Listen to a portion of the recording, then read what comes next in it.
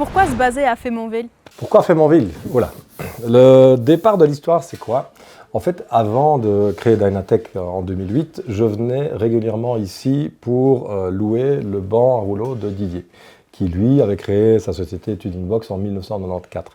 Et moi, dans les années 2000-2005, je venais louer de temps en temps son banc pour programmer les voitures de course.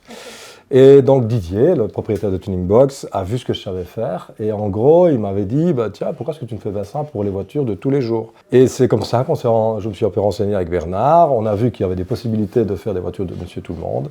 Et en gros, c'est comme ça que le début de Dynatech a commencé en 2008. Okay. Donc c'était vraiment deux garages séparés, c'était pas du tout lié? Oui, en fait, à la base, il faut savoir qu'il n'y avait que Tuning Box. Dynatech n'existait pas et le hall que tu vois ici n'existait pas non plus. Ah oui, okay. On a agrandi ce hall-ci en 2010 parce qu'on commençait un peu à être à l'étroit vu qu'on partageait les mêmes locaux que Tuning Box. Puis donc, on a décidé d'agrandir les locaux parce qu'on a agrandi aussi l'équipe. On a commencé à 2 avec Bernard et maintenant, au total, sur les deux sociétés, on est 8. C'est pour ça qu'on avait besoin de place.